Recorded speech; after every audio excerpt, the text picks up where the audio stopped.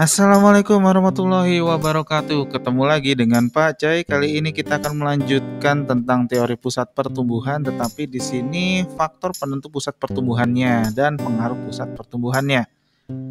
Sebelum kita lanjut, jangan lupa bagi yang belum subscribe untuk subscribe ke channel ini dan klik lonceng notifikasinya agar tidak ketinggalan update-update ilmu selanjutnya. Oke, lanjut.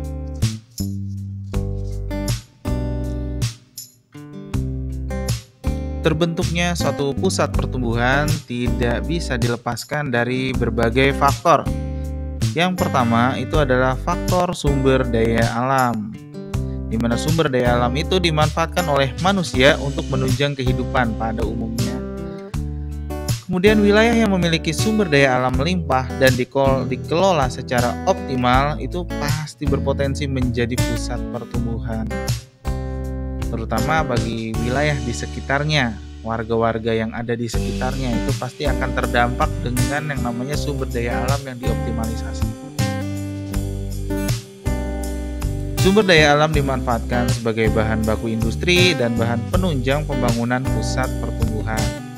Dengan kata lain, dengan sumber daya alam yang ada di satu wilayah itu akan memicu masyarakat sekitar untuk mengoptimalkan sumber daya yang dimiliki sehingga muncul pemukiman-pemukiman baru di sekitarnya dan memanfaatkan sumber daya alam. Dari situlah muncul peningkatan pertumbuhan baik dari segi ekonomi, infrastruktur, dan lain sebagainya. Yang kedua itu adalah sumber daya manusia. Pengelolaan sumber daya alam meliputi berbagai sektor pembangunan yang mendukung perkembangan pusat pertumbuhan. Kegiatan ekonomi seperti pengolahan bahan baku, perdagangan, dan distribusi hasil produksi melibatkan sumber daya manusia. Pengelolaan tersebut harus dilakukan oleh sumber daya manusia yang terampil, handal, dan profesional sehingga pemanfaatan sumber daya alam dapat dikelola secara optimal. Yang ketiga itu ada kondisi topografinya. Dataran rendah umumnya berpotensi menyediakan aksesibilitas jaringan transportasi yang baik dengan kemudahan distribusi barang dan atau jasa. Dataran rendah itu memungkinkan pusat pertumbuhan berkembang lebih cepat dibandingkan dataran tinggi yang topografinya agak terjal dan berliku-liku. Meskipun demikian, beberapa wilayah dataran tinggi di Indonesia menjadi pusat pertumbuhan. Contohnya di mana? Ada di Kota Malang tuh yang berfungsi sebagai pusat pertumbuhan di wilayah Jawa Timur. Kemudian yang terakhir itu ada fasilitas penunjang. Di mana fasilitas penunjang ini termasuk adalah jaringan jalan, jaringan telekomunikasi, jaringan listrik, pelabuhan laut dan udara, serta air bersih, penyediaan bahan bakar, serta prasarana kebersihan yang memadai menjadi faktor penting perkembangan pusat pertumbuhan. Tanpa fasilitas tersebut, suatu wilayah tidak dapat melakukan aktivitas sosial ekonomi dengan baik. Contohnya, jaringan listrik itu sangat penting untuk menyuplai energi listrik dalam aktivitas ekonomi. Bayangkan saja pusat perbelanjaan tidak ada listriknya, itu bagaimana panasnya tanpa AC misalnya, tanpa kipas angin, dan betapa gelapnya pusat perbelanjaan tanpa lampu.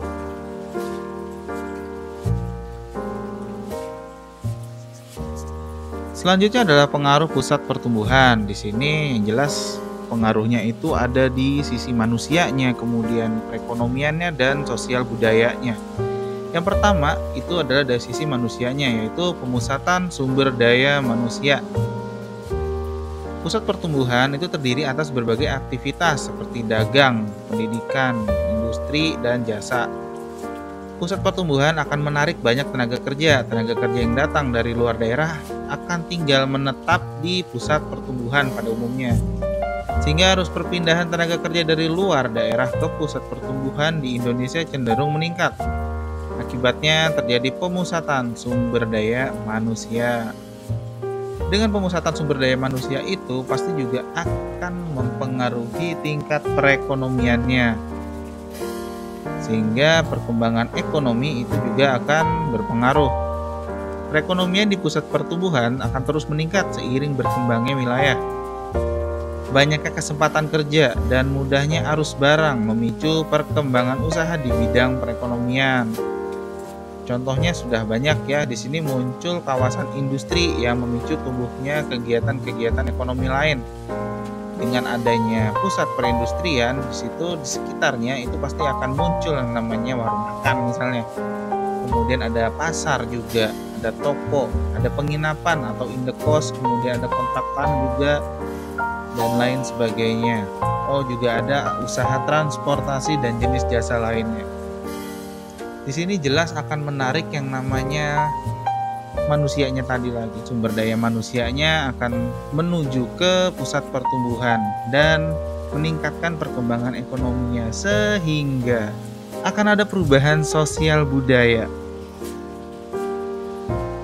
Perubahan sosial budaya yang dimaksud di sini yang pertama, terjadi percampuran budaya atau akulturasi budaya antara penduduk asli dan pendatang, sehingga ada percampuran yang positif atau justru malah ada clash antara adat istiadat asli dengan kebudayaan yang baru dikenal. Kemudian arus informasi antar daerah semakin meningkat. Ini jelas dengan adanya warung makan misalnya, warteg. Itu akan ada obrolan-obrolan yang muncul informasi-informasi baru di situ.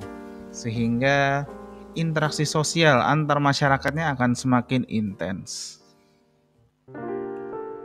Tidak hanya itu, status sosial juga akan mengalami peningkatan seiring meningkatnya kesejahteraan masyarakat. Di sini status sosial juga bisa dibilang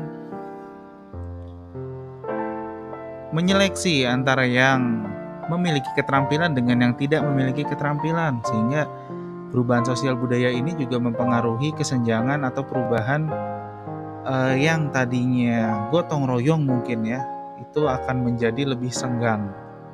Kemudian yang terakhir ada perubahan sikap penduduk terhadap disiplin waktu, penggunaan uang dan gaya hidup. Nah, di sini untuk konteks disiplin waktu, penggunaan uang dan gaya hidup ini akan mengarah ke positif dan negatif ya. Ini kita bisa menganalisis dengan pendekatan-pendekatan lain.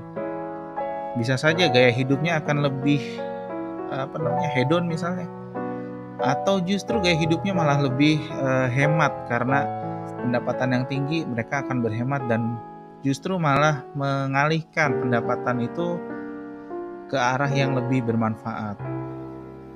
Oke, mungkin itu saja dari saya. Sampai ketemu di video selanjutnya. Akhirul kalam. Wassalamualaikum warahmatullahi wabarakatuh. Demikian video kali ini. Jangan lupa klik subscribe, like, dan share video ini agar kami bisa lebih semangat dalam membuat konten pendidikan lainnya. Wassalamualaikum.